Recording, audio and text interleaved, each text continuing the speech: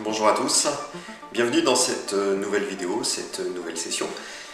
Le thème que nous allons aborder aujourd'hui, c'est en fait une sorte d'opposition, c'est d'un côté la théorie et de l'autre côté la pratique.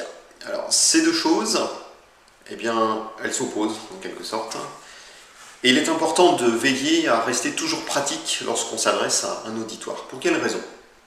Eh bien, la raison la plus importante, c'est qu'on souhaite que l'auditoire se sente concerné par ce qu'on est en train d'expliquer.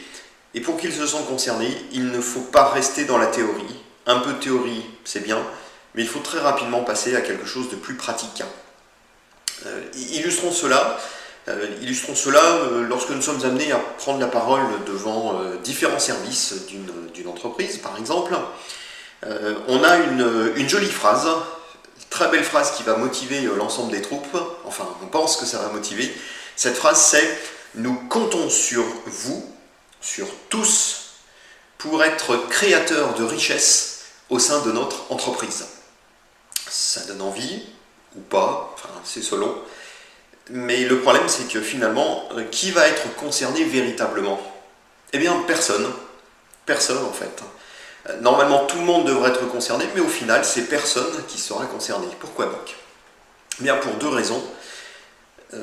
Imaginons la première, le commerce, les membres de ce service vont réfléchir, vont se dire « Nous, ça va, pas de problème, on fait notre boulot. Par contre, côté mise en œuvre, il y a encore du boulot à faire pour qu'il soit créateur de richesse, hein, quand même. » Et puis, dans le même temps, vous avez la mise en œuvre qui va réagir, elle aussi.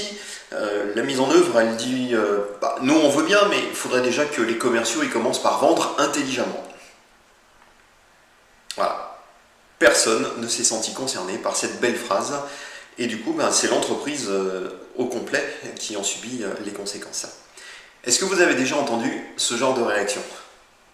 Bien, moi, c'est ce que j'entends pratiquement au quotidien, et malheureusement, théorie, c'est une chose, mais la pratique, ça manque cruellement aujourd'hui. Alors dans notre formation sur la prise de parole en public, on reviendra sur cette notion de théorie et de pratique.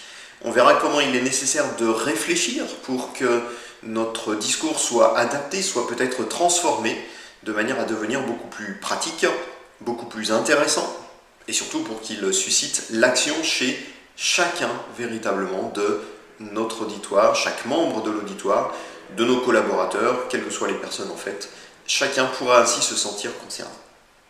A très bientôt dans notre formation prise de parole en public.